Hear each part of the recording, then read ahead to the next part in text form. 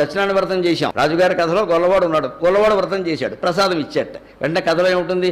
గొల్లవాడు ఇచ్చినటువంటి ప్రసాదంలో తిరస్కరించినటువంటి రాజు చేత వెంటనే భటులు వచ్చేవో మహారాజా నీ సామ్రాజ్యం మొత్తం శ్రీమద్ రమణ గోవిందో హరి అంటారు. అప్పుడు రాజు తన తప్పును గ్రహించి గొల్లవాడిని పిలిచి తిరిగి వ్రతము చేయించి వ్రతము ప్రసాదము స్వీకరించగానే వెంటనే భటుడు వచ్చి మహారాజా నీ సామ్రాజ్యం మొత్తం మళ్ళీ నీకు వచ్చిందంటే ఎలా వచ్చేసింది? సమస్య ప్రసాదాన్ని తిరస్కరించడం కాదండి. ప్రసాదాన్ని తిరస్కరించడం వల్ల కోపం వస్తే సత్యనారాయణ స్వామికి ఈగో ఉన్నట్టు లెక్క. గొల్లవాడిని తిరస్కరించడం తప్పండి. కులం పేరు మీద ఎవరిని అవమానించినా మనం భగవంతుడిని అవమానించినట్టే.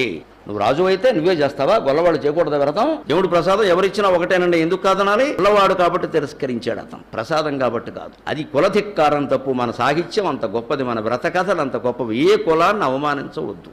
అందుకే సత్యనారాయణ వ్రతం కథ చూడండి మీరు. బ్రాహ్మణుడు వ్రతం చేస్తారు, కట్టెలు కొట్టేవాడు వ్రతం చేస్తాడు, గొల్లవాడు చేస్తాడు, రాజు చేస్తాడు, వైశ్యులు చేస్తారు, అన్ని రకాల వాళ్ళు చేశారు. ఇన్ని రకాల వాళ్ళ కుల కథలు ఎందుకు పెట్టారు? అందరూ కలిసి చేసుకోవడం చెప్పడం.